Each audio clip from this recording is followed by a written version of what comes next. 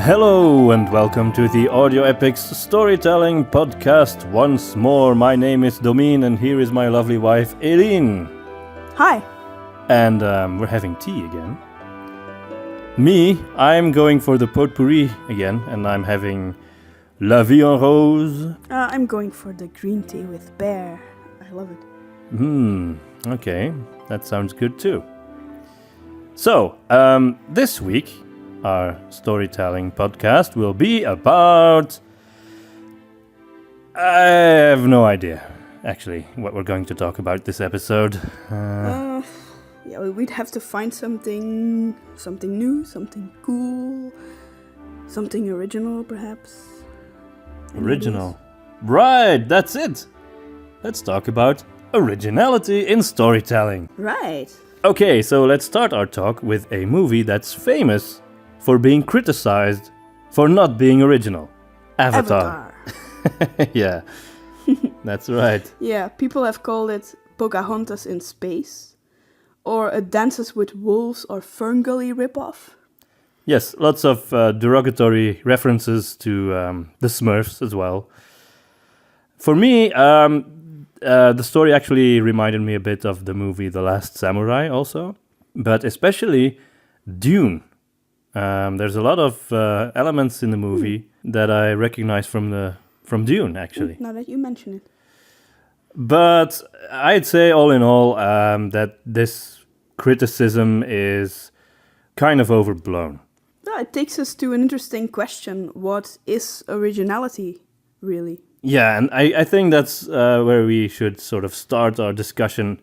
You know, whenever you discuss something, the first thing you should do is ask the question, what is it, right? Yeah, and then look it up in the dictionary, which we did. Yeah. And Kobil Dictionary mentions that something original is imaginative and introduces a lot of new ideas. Aha, okay. Imaginative and new ideas, okay. If you put it that way, then is the criticism towards Avatar justified? I'd say yes and no. Well, the fact is, since 2009, James Cameron and his company, Lightstorm Entertainment, have received a flurry of lawsuits from others claiming that Avatar was their idea. Okay. Well, he had been working on the story for several years, from long before Disney's Pocahontas or Ferngully came out. And he wrote... Ferngully is quite old. Yeah, but it took him a lot of years to realize it was actually his Lord of the Rings Avatar.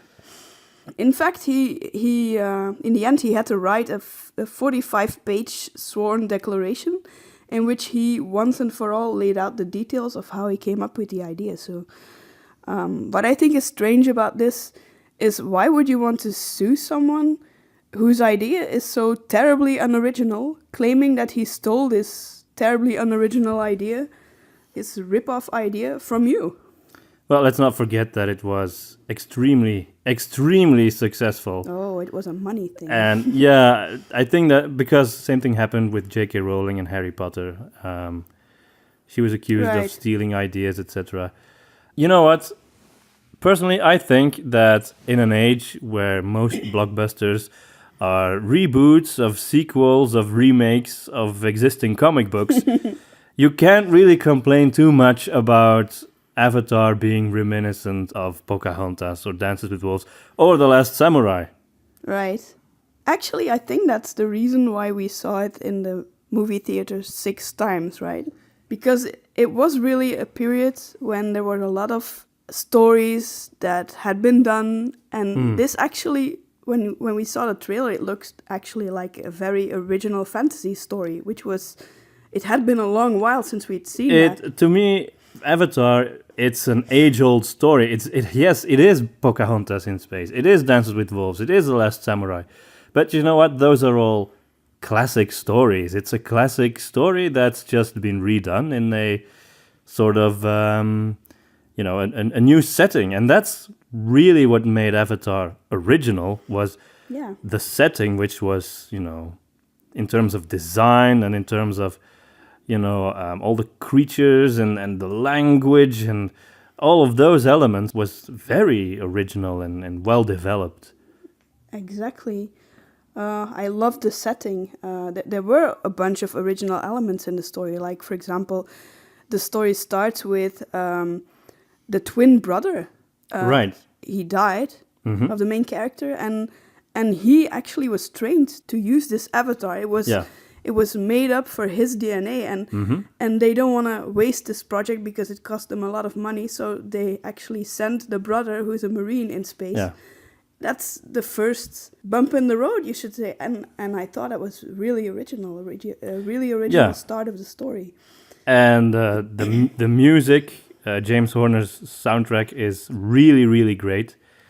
And I'm a huge James Horner fan, and I think Avatar is one of his best scores.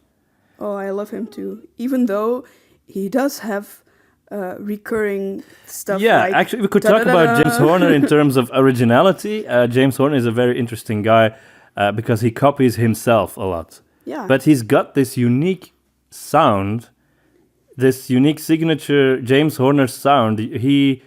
Whenever you hear music, even though it's all orchestral, you recognize that James Horner sound right away. It's very warm. And his da-da-da-da. And his da-da-da-da, yeah. And he does it in every movie. Da-da-da-da. It's awesome. But I don't mind at all, actually, because No, me neither. he makes every score sound differently, but still very James Horner-y. People complain, there he is again with his bagpipes. and his soprano and his sort of the heavy piano notes. But all of those elements are what I love about James Horner. His music really touches me emotionally. We should actually do another podcast on music, especially, and involve Peter in that. We should invite him to talk about I know. music. He wants to do it as well, so we should just get it organized. Now, personally, I do have my issues with Avatar. I mean, back in 2009, when it came out, I loved it. I was crazy about it. But since then, things have changed for me. I've changed quite a bit in my worldview. And there are some elements in Avatar, I would say, that perhaps on a philosophical level, I would disagree with. But I think it's still just, a really cool, awesome movie. It is if you don't take it too seriously, I think, Avatar was criticized both by the left and by the right. The left complained about Avatar being racist, and the right complained about Avatar being too anti-military and anti-American and whatever. Whether those criticisms are justified or not, I'm just leaving that in the middle. I personally think that you can just enjoy the movie without having to pay too much attention to those things. Exactly. And we're still going to do another podcast on worldview and political views in storytelling as well. So more about that later. Yeah. Something else we want to talk about in a next podcast is language in storytelling. Right. And I think James Cameron does a really good job when it comes to language.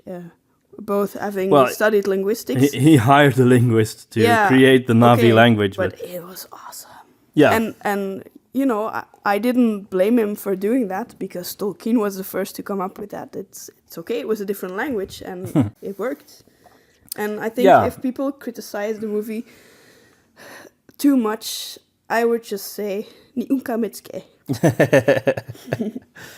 So Avatar is, it's kind of, I've got mixed feelings about it now, but I remember it fondly, I have to say. Yeah, and I still do feel inclined to defend it because I never understood why people were this harsh for Avatar, while lots of popular stories could have gotten the same criticism. Right. Like, no one ever called AI Pinocchio in the future or something. Well, it is Pinocchio in the future. Yeah, but no one complained about it. No, that's true. Maybe because it was very open about it. Maybe because it sort of wore that on its sleeve. No, I guess, yeah, perhaps. And after all, Star Wars is awesome and based on the typical hero's journey. So you could say, in a way, it's been done. And when Lucas took the story away from the hero's journey in the prequels, then people complain as well. I think just people like Well, to complain. on the whole, it's always a kind of, damned if you do, damned if you don't thing. I would actually say that the story of the Star Wars prequels is the most original of all the Star Wars movies. And why would you say that? Well, precisely because it moves away from just being the hero's journey, which is great, by the way. I certainly don't have anything against that. But with the prequels, there was more of a sense of world building. There was more of a sense of history. And politics. There was sort of a much wider scope to it all. There were all kinds of themes on, there were political themes and it did feel richer. good and evil, and it was much more ambitious, and it was much more. It felt more like history. Yeah, I would agree. But and- I'm biased because I'm one of those few who really watched the Star Wars movies in the chronological order of the movies. So I actually watched Phantom Menace first and then moved on to the older movies. You never had the shock moment when you found out that Darth Vader was Luke's father. No, but I already knew that because The Simpsons spoiled it for me. Wow, what an ending! Who'd have thought Darth Vader was Luke Skywalker's father? Thank you, Mr. Blow the Picture for me. Yeah, well, you can't really blame them. It was probably like 20 years after the Empire Strikes Back came out. But knowing that did create a tension for me. Yeah, That I knew Right. this innocent boy was yeah. going to turn out to be Darth That's one Vader. of those things that we talked about in the Yeah. episode on prophecy and destiny. So Listen thanks to to that. The Listen to Simpsons. that episode again, people. It was a good one. So you could say that thanks to The Simpsons, I Yeah. did have that experience as well. I've always been a staunch defender of the Star Wars prequels. I'm absolutely not ashamed to say that I think they are as good as the originals. They're just different. In some ways, I actually prefer them, to be honest. I actually prefer the prequels in some ways over the originals. In other ways, the originals are better. But as a whole, I think those 6 movies, they form a great saga and a complete saga, and one that absolutely does not need any more movies or sequels at all.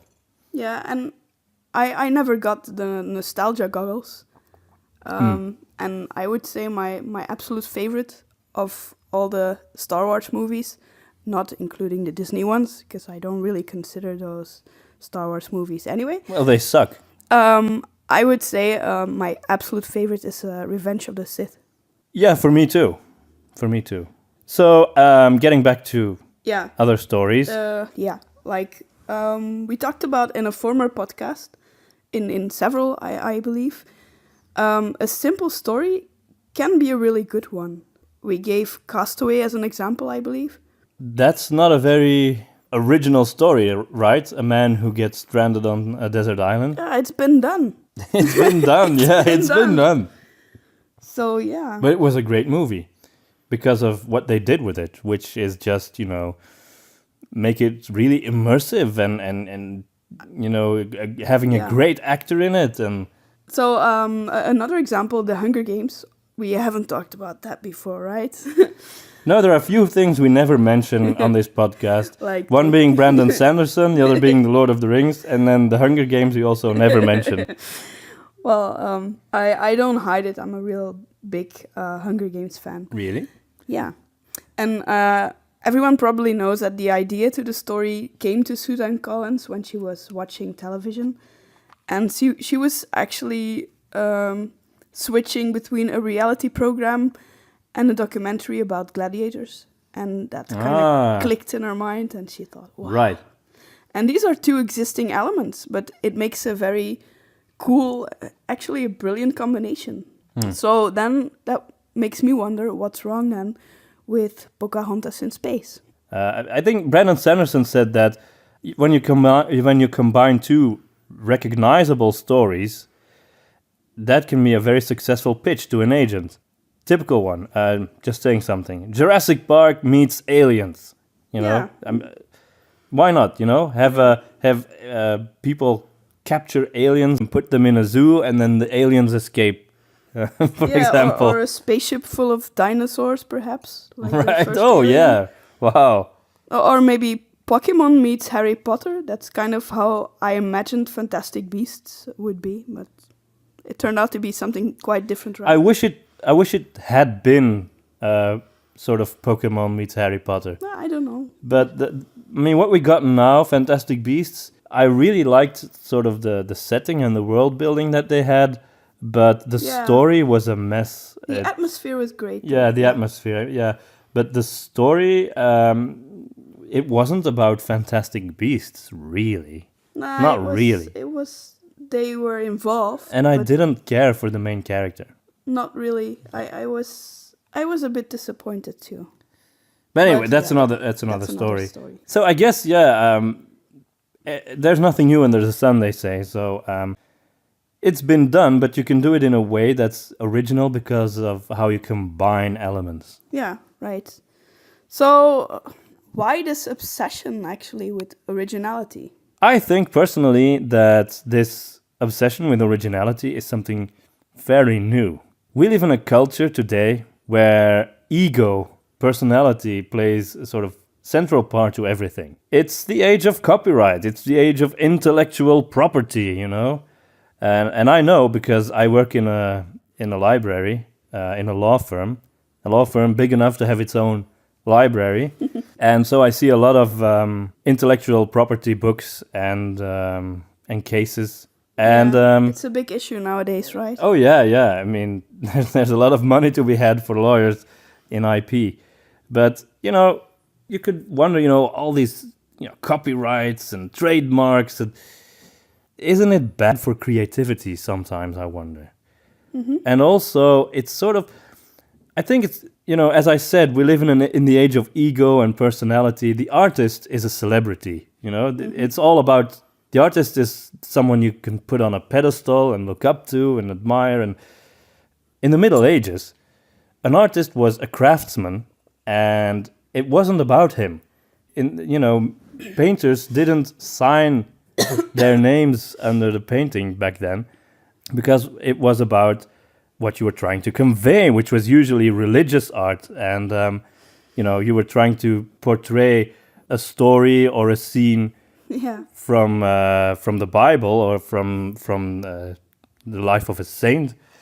And that, the topic, was much more important than the person who was making it. True. That was what it was about. And now we see people make smartphone pictures and then put their trademarks on there before they publish it on Facebook. Yeah, exactly. So I think this cult of personality, I think it really started with the modern era. Cult of personality sort of comes in there. And with that also this quest for the new and the original, never been done before. Because it's all about the human artists in the central place. And then it gets worse and worse over time, and then you arrive at, what they call modern art, which you might say is only original, There's nothing beautiful anymore about it. There's nothing of skill or ability or work even. It's just a crazy idea that's never been done before, like pasting stakes to a pillar or sewing toilets to horses and whatever, crap like that. And that's art nowadays in the eyes of some people. And I think now we're even at a stage even further than that, when they can't even be original anymore in their crazy garbage. Oh, okay. When even the crazy garbage is crazy garbage that you've seen before. Well, I have this idea where you glue a toilet seat to the ceiling upside down and then put a light bulb inside and use it as a lamp. I think someone should do this. Please steal this idea, modern artists. Do. No, I think you're right. In fact, it always reminds me of the fact that the Dutch word for art is Kunst. It's like the German Kunst. and it means something you have to be able to do. It requires skill and ability, and it's not just ideas. Like Brandon Sanderson said, ideas are cheap. Yeah, he did say that, and that was kind of a shocker, you know, sort of at the beginning of his. But it's true. Of I his have course, about yeah. thousands of ideas every day. Lots of them are usually good ones, and I want to do something with them, and I end up doing nothing at all because there are too many ideas. A Ideas are basic cheap. idea is cheap, indeed. I say what's harder is actually putting ideas together and making it all work and make it make sense. Exactly. That's hard. Yeah, because a good story takes more than just originality. Definitely.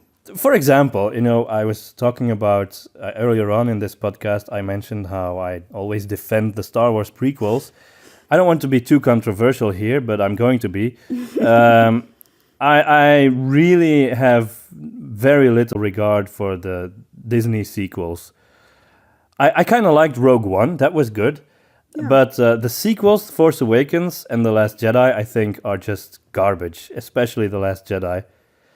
There's in that movie, there's a side quest with the characters Finn and Rose, right? Mm-hmm. Where they have to sort of go on a little adventure, and their quest turns out to be a failure. And not just that it's a failure, but they kind of just get back to the main group of characters, and the whole thing is like it didn't even need to be there, you know?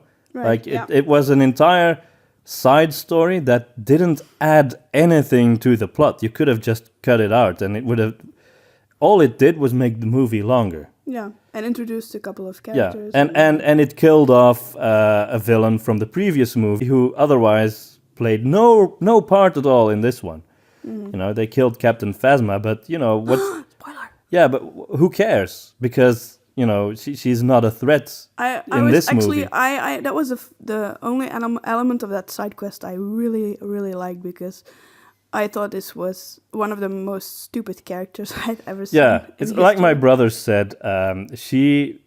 Captain Phasma, feels like a character from Spaceballs rather than from Star Wars. Spaceballs was this sort of 1980s Star Wars parody that was really silly. Yeah, and I agree. It was a completely ridiculous character with the silver outfit and. So that was good about the side quest, that they actually, not that I'm interested in any new sequels, but she's not coming back. Unless they resurrect her somehow. They might. They might do that.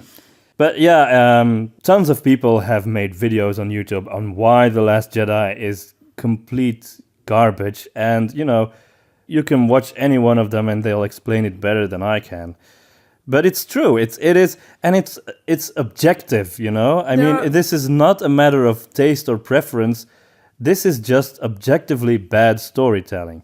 But there are a number of really good arguments, and I've never heard any argument defending the movies that made any sense, or that was was any argument at all. the reason why we brought it up is because the one argument that fans of this movie keep using to defend it is that it's original. Oh, it's original that this quest turns out to be a completely unnecessary one that doesn't add anything to the plot. Because it's sort of, it's subversive. That's the word that they use then, you know? It's not been done yet. Yeah, it hasn't and been there's done a yet. reason for that. It subverts your expectations, and it sort of shows, it's sort of a criticism of predictable plot lines Blah, where, blah, blah. Yeah, where the good guys win and yada yada. You know what? The good guys didn't have to win. They could fail in their quest. That wasn't the problem. What the problem was that they failed in their quest, and nothing really changed because of that. Nothing was at stake. Nothing.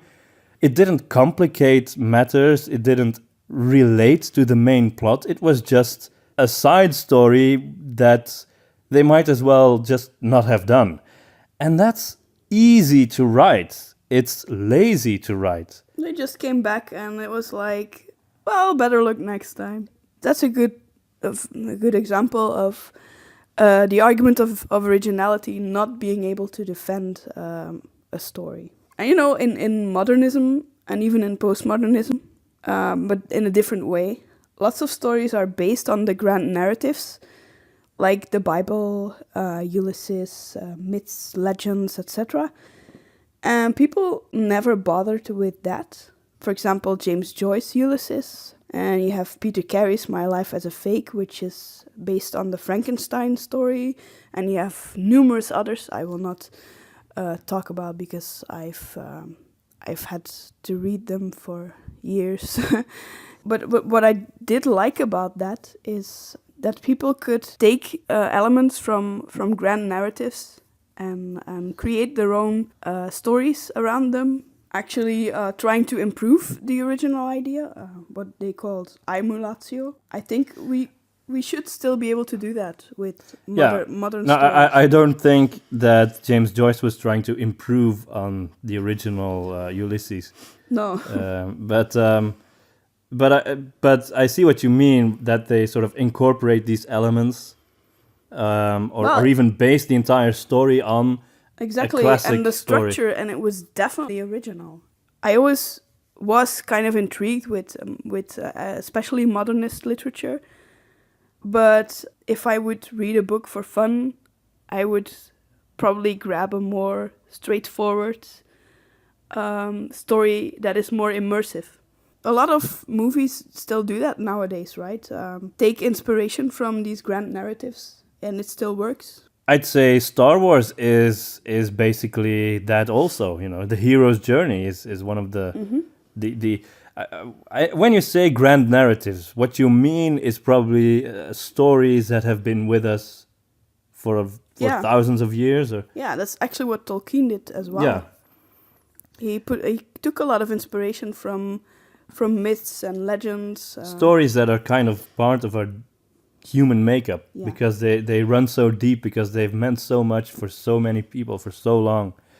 Yeah, and even modern stories still do that from time to time, and I can still appreciate it. I think it's everywhere. Take E.T. The story itself reminds us a lot of the Gospels. The story of E.T. works on an emotional level because it reminds us, maybe without realizing it, of a story that's incredibly important to millions of people.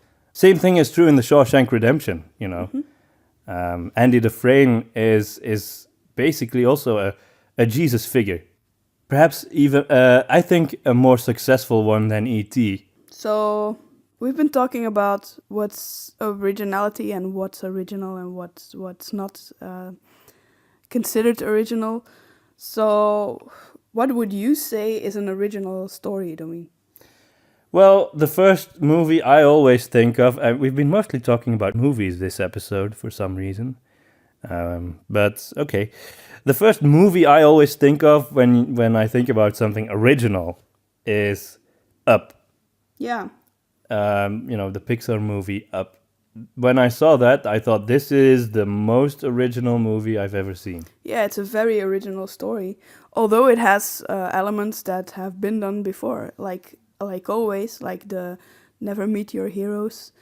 The themes are recognizable, and they should. I think they always should be. I think you cannot avoid it. You shouldn't if come you have up a with good story. You should never even do a theme that's never been done before or that's completely original. The theme should be something that's timeless, and the story elements can be original. I think that originality is also something that Pixar is typically good at in general, because Inside Out was also a very original story. Oh yeah, that was another really there are lots of really original Pixar movies. But they have this sort of mantra over at Pixar, and that is story is king. That story always comes first for them, and it's true.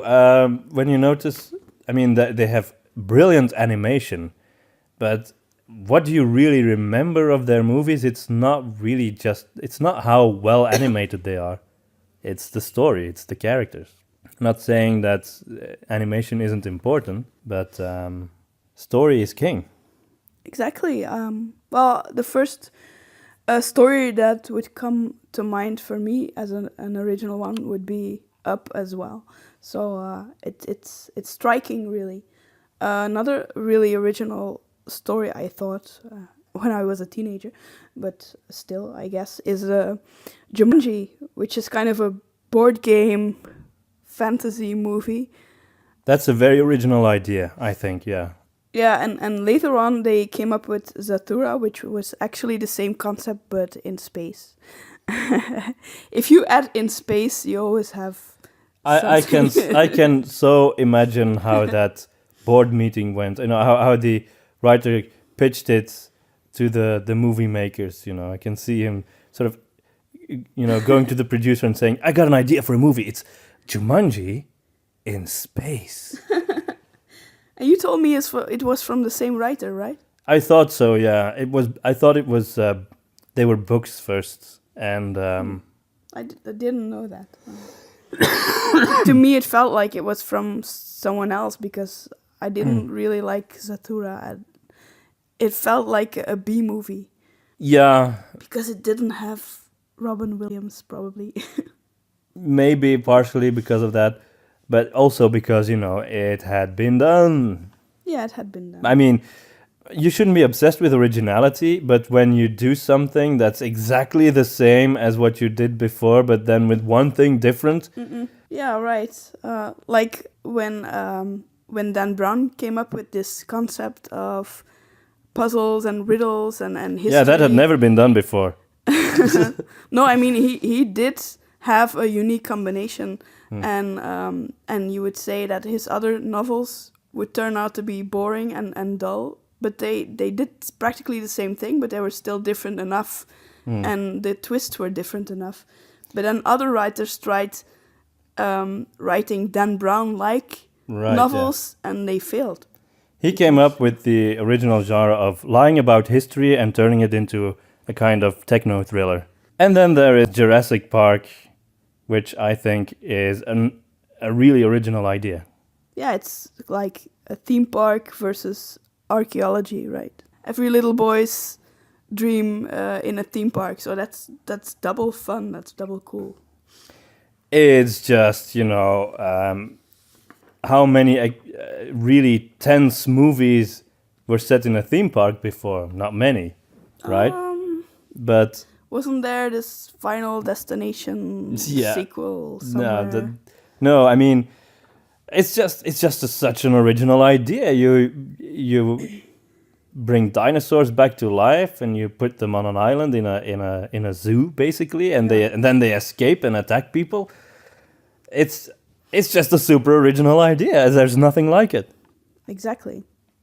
And somehow they managed to rebuild the theme park in Jurassic World. And you would think, it's the same thing all over again. But actually, I really liked the movie because they did something else with it. It was different enough. Yeah, I think the biggest difference was that this time the park had been running smoothly for a number of years, and it was full of people, full of visitors, and then something goes wrong and dinosaurs escape. Another series that's really original and that a lot of authors have had to pay tribute to is the Twilight Zone.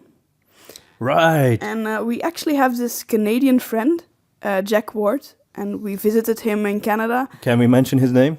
I think he won't mind. And actually, he's the one who introduced us to the Twilight Zone because we had heard about it, and we know the typical the music like do do do do do do. But we'd never seen it, and I really have great memories of it. Sitting on his couch and watching the Twilight Zone, it was awesome. It was in the middle of winter, and it was this great atmosphere. Yeah. And I remember it. I think our friend is like the biggest Twilight Zone fan that we know of. Yeah, he made his own audio drama series inspired by the Twilight Zone. So if you think you have to wait too long for new stories by audio epics, I suggest you check them out. Shadowlands, his series was called. Yeah. By the way, I'm losing my voice. So am I. Since the start of this new year, we've been ill all the time. As sometimes it was Domien, then it was me, and then it was our little son, and then it was me again, and it was Domien again. And So yeah, Shadowlands by Jack Ward. Check it out. Then I'd like to bring up the topic of originality versus what we in Dutch call stijlbreuk. This is a word that we have, and there's not really a word for it in English. Yeah, a clash of styles, perhaps. Or a breach. Literally, stijlbreuk means breach of style. Yeah. What I mean by that is, in an attempt to be original, you can do stijlbreuk, which would be kind of like... Yeah, like, for example, an X-Files episode with an order of wizards taking Scully and Mulder through a portal in a fantasy land or something. Because a lot of weird stuff happens in the X-Files, but that's like a really classic fantasy element that doesn't quite fit the concept of the X-Files. Yeah, or the other way around, if you were playing Skyrim and suddenly you would find a spaceship there, like a flying saucer. Yeah, it's possible. There are a lot of weird mods out there. Sure, definitely. And it would work in Fallout. They did it in Fallout. In Fallout 3, there's this expansion where you get on board of a flying saucer, right? Yeah, and they when you find a flying saucer, these aliens really have cool guns, so make sure to grab one. Oh, okay, I didn't even know that. But it wouldn't work in traditional ancient fantasy world, like Skyrim. Unless, of course, it's been established from the beginning that that's your concept, like the movie Cowboys versus Aliens. I haven't seen it, but that's a clash of elements, I guess. But you know that in advance. I mean, it's the title.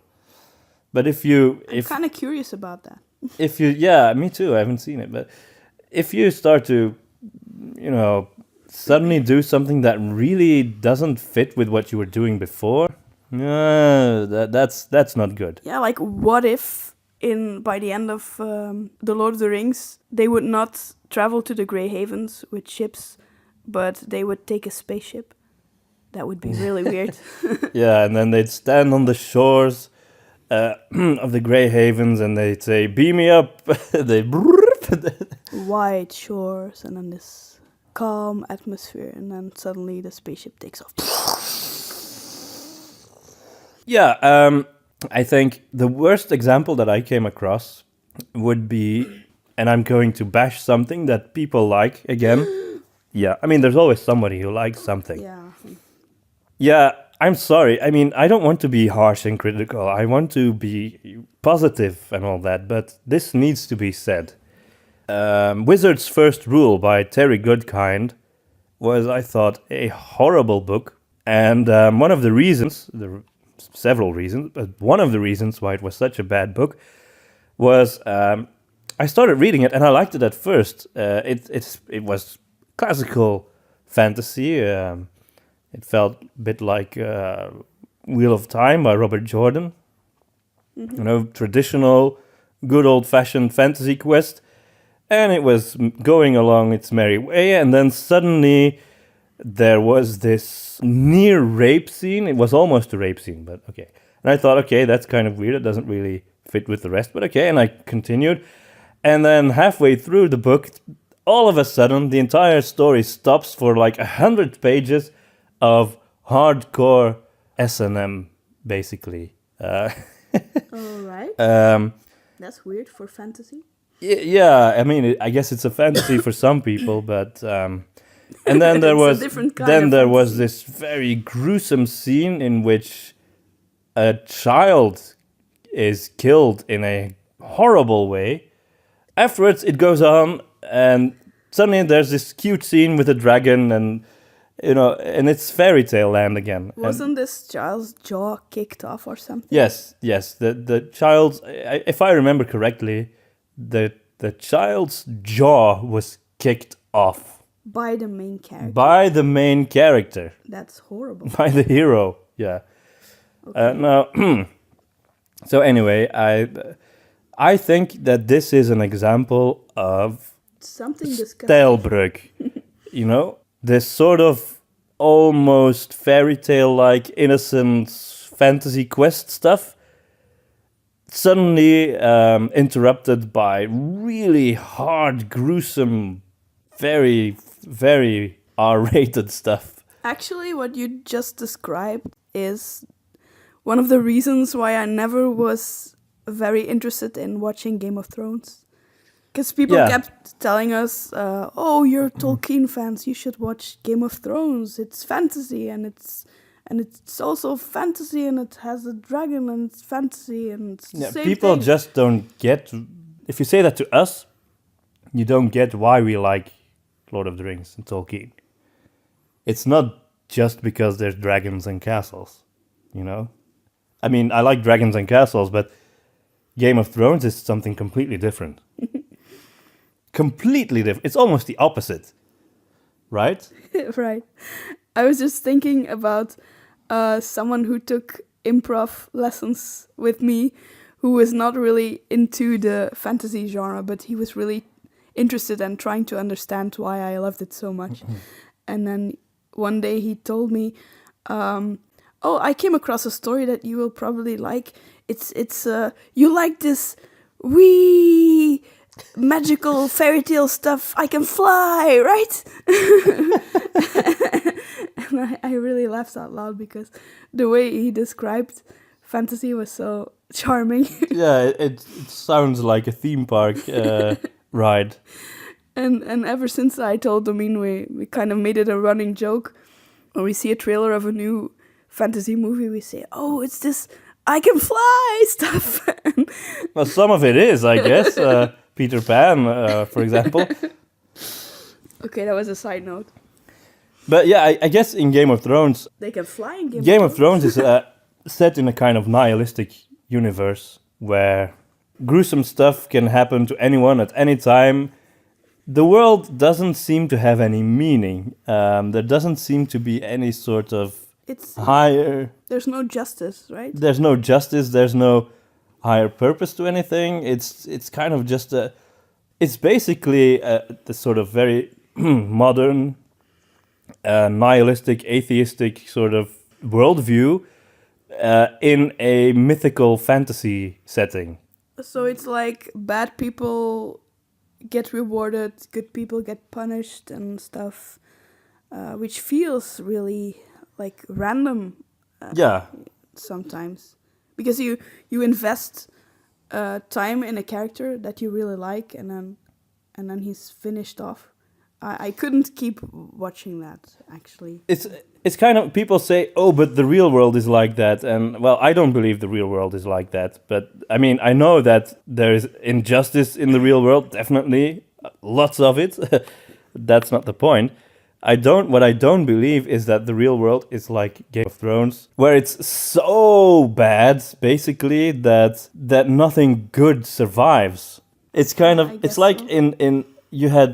In the literature, you had realism, and then after realism came naturalism, where they exaggerate, where they focus so much on misery and drudgery and dirt and the hard life of poor people. Yeah, yeah.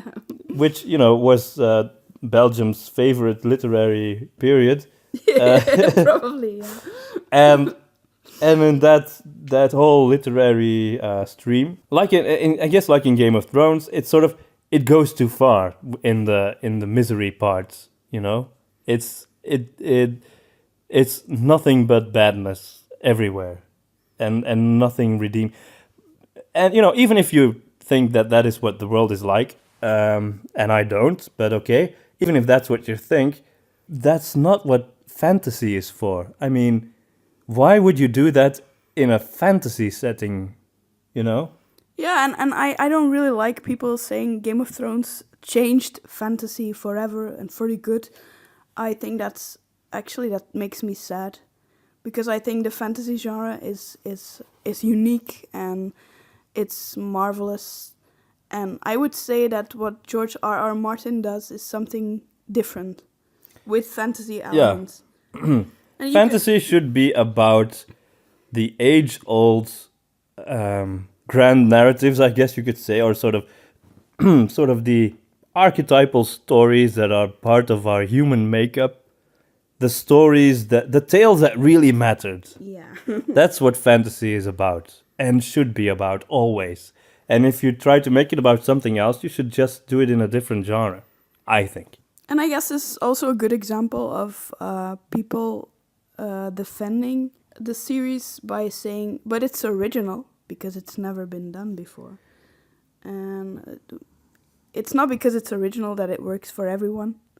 I think there are still fans, and I believe that there are people who love this combination of raw, realistic plot lines in this fantasy-like setting.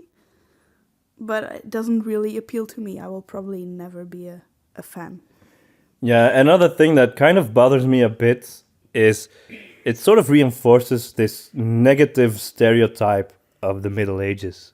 You know, this sort of, which is an idea that's become popular over time for various reasons, but that's not really true. Of the Middle Ages being this incredibly dark time where everybody was killed by the plague or suffering under persecution, burned at the stake. Everybody was a religious fanatic and killed each other for no reason and whatever. I mean, all of that is just a ridiculous caricature, I think. In many ways, the Middle Ages were the high point of Western civilization.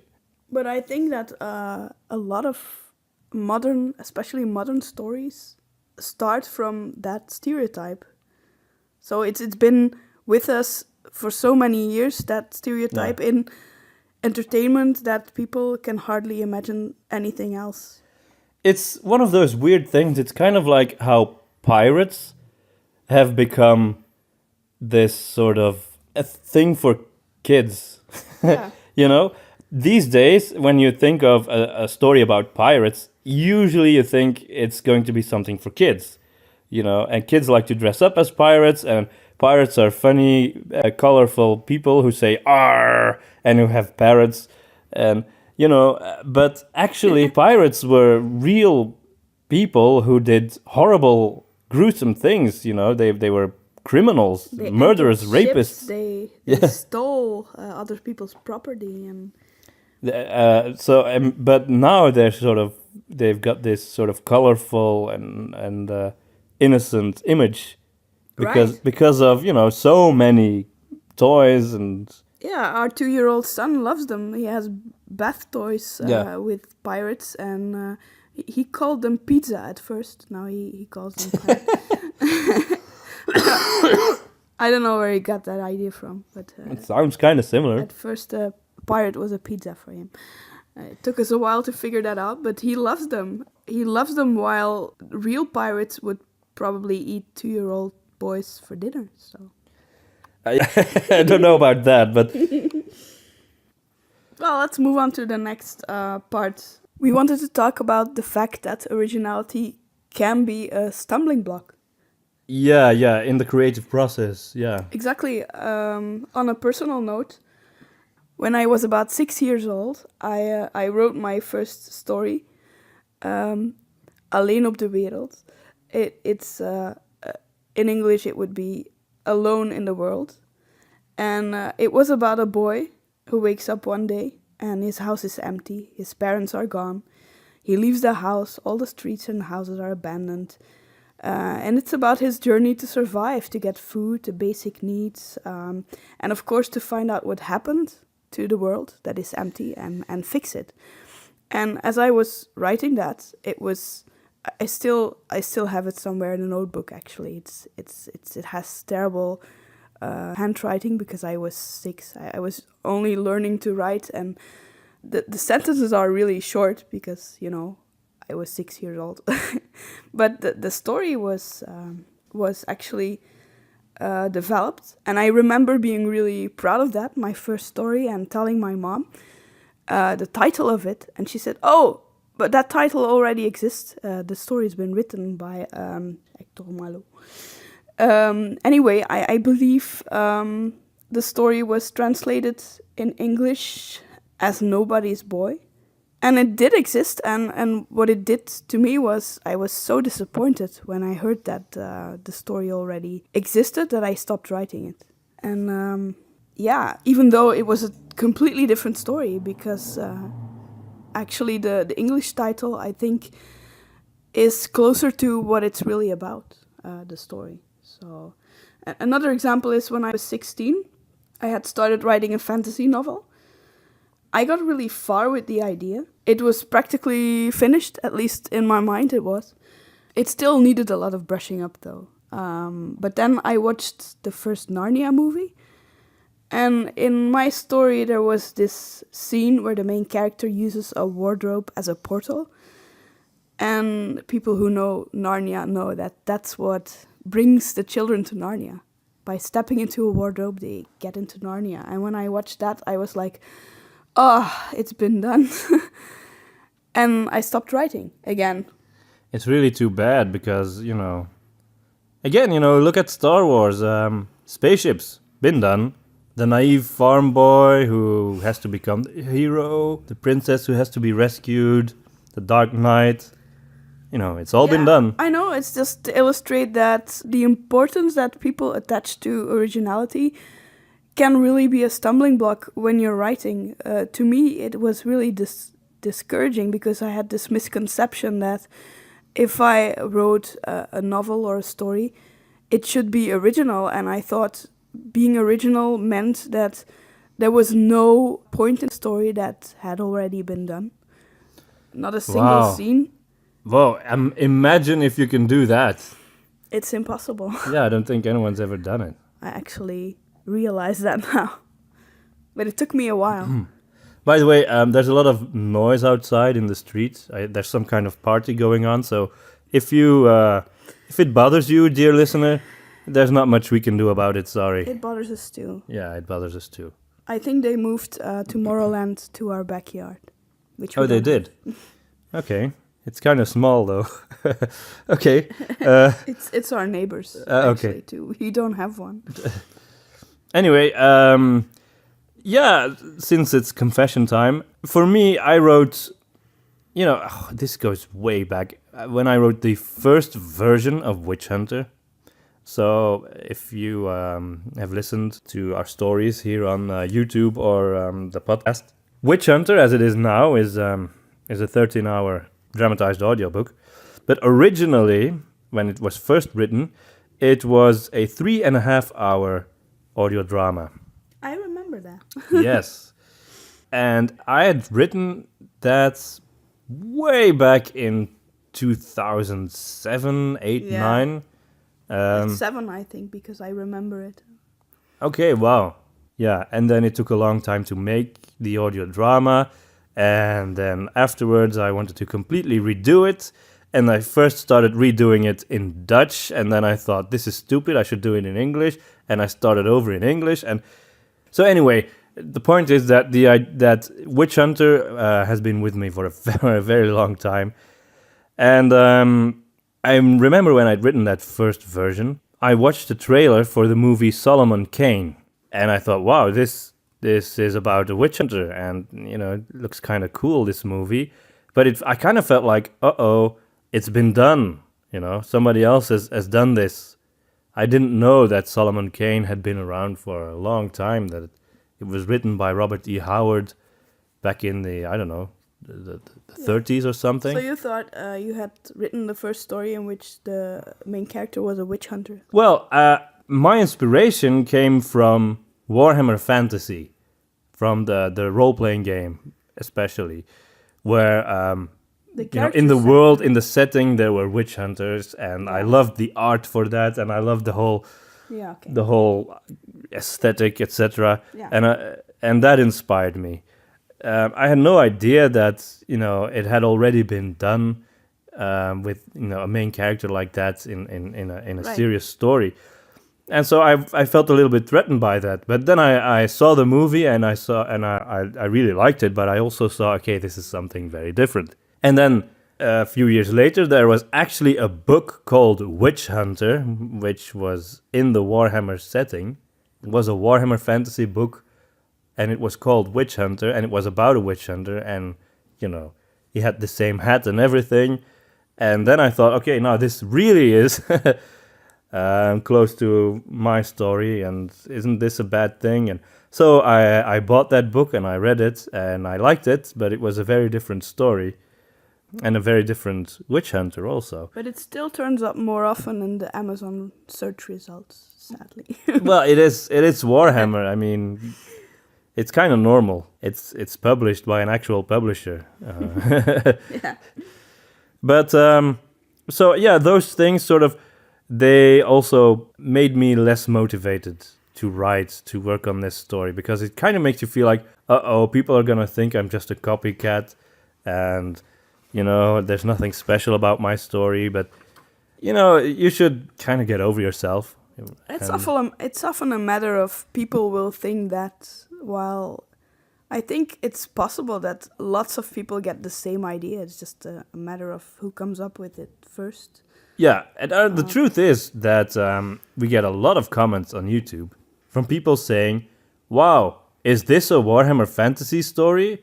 This feels so much like Warhammer, etc., etc.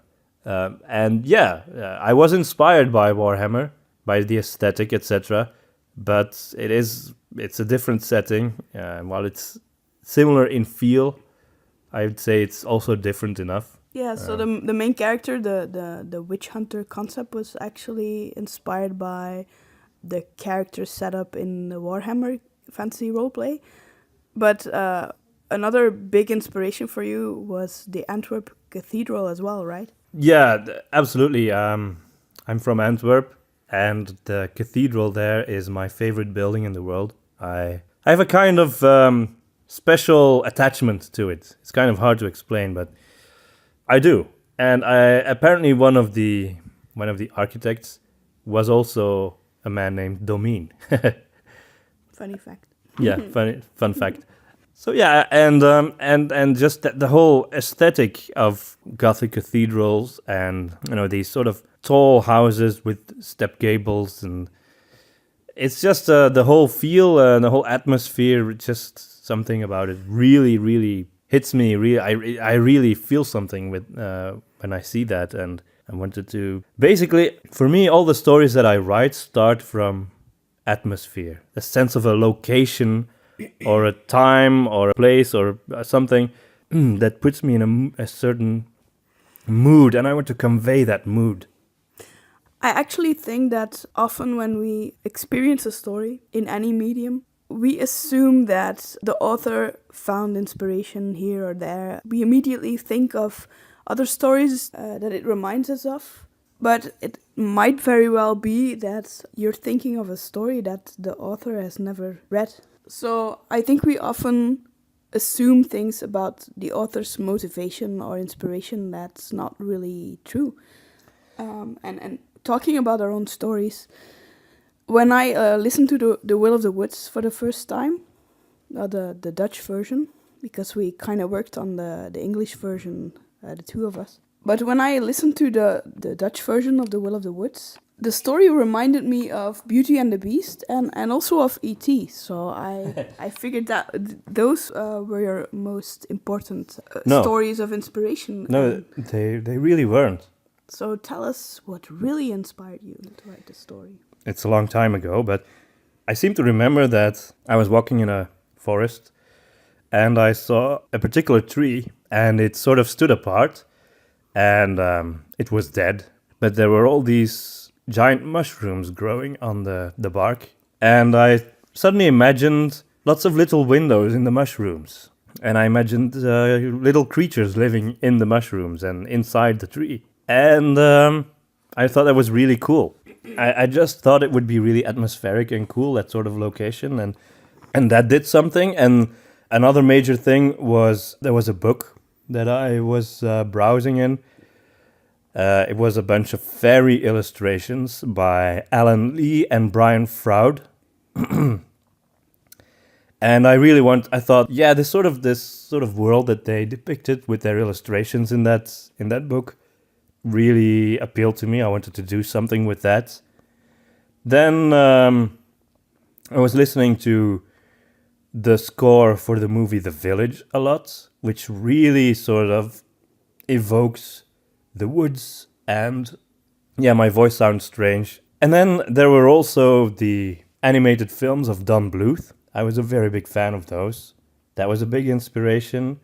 And just in general, lots of 80s fantasy movies like The Dark Crystal, like The Neverending Story, Legend, all of those influences. That was really what made me want to do Will of the Woods. And then I just started to imagine a story around that. And at first I didn't really know what the story was going to have to be. I just had a bunch of images and feelings and atmospheres.